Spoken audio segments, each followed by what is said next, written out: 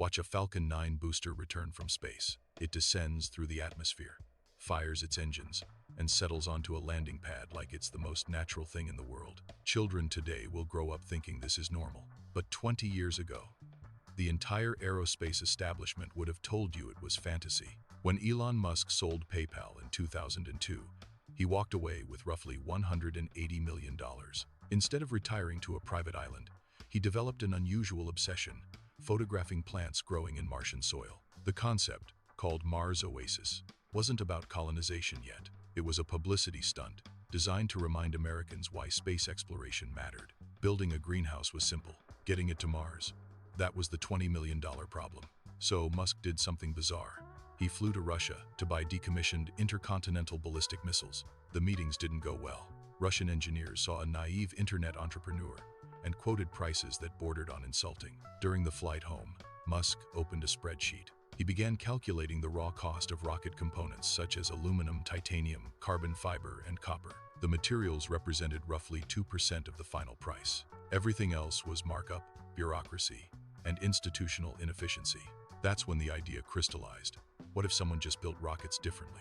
Space Exploration Technologies Corporation opened in a warehouse in California in June 2002. The first product wasn't glamorous, a modest two-stage rocket called Falcon 1, designed to launch small satellites. Musk predicted they'd reach orbit within 2 years. He was catastrophically optimistic.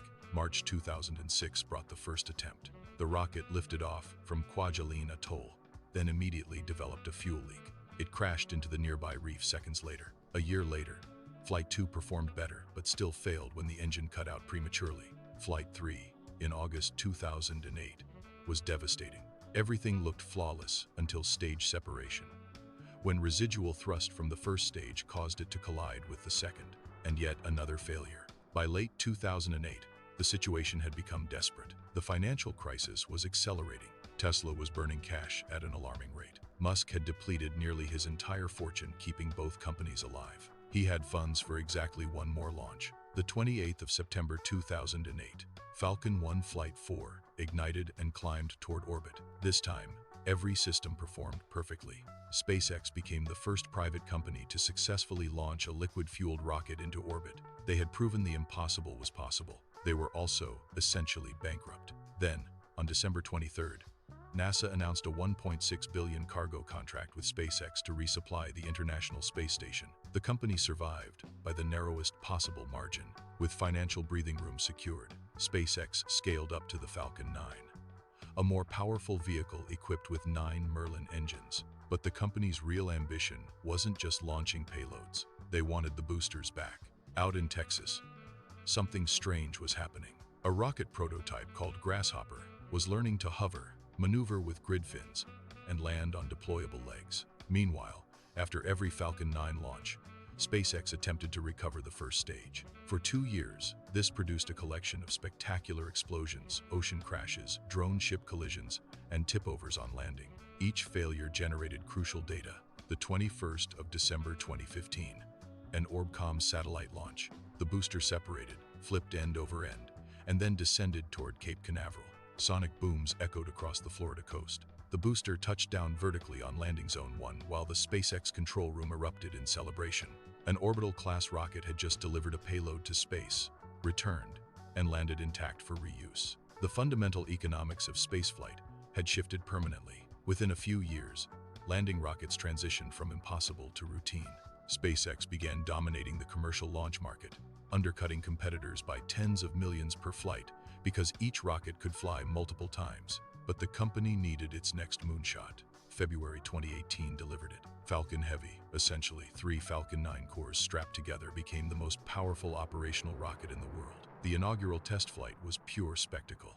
The vehicle launched Musk's personal Tesla Roadster toward Mars, complete with a spacesuit-clad mannequin nicknamed Starman and a soundtrack of David Bowie. The synchronized landing of both side boosters looked like visual effects from a science fiction film. It was real. Since the Space Shuttle's retirement in 2011, every American astronaut had reached the International Space Station aboard Russian Soyuz spacecraft. SpaceX aimed to change that.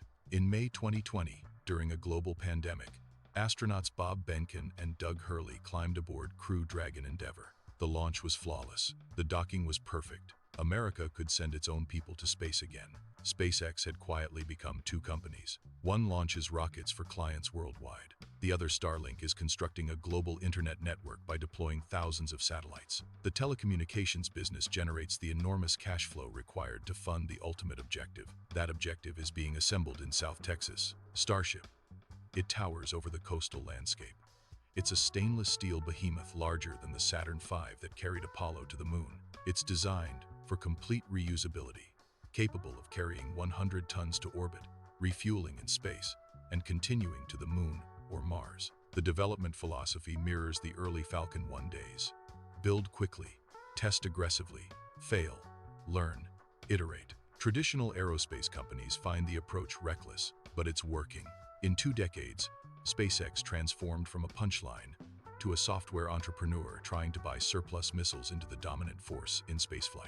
They shattered the government contractor monopoly, made reusable rockets ordinary, and rekindled public enthusiasm for space exploration not seen since the 60s. Whether Musk will establish a Martian city in our lifetime remains uncertain, but SpaceX's history offers one clear lesson.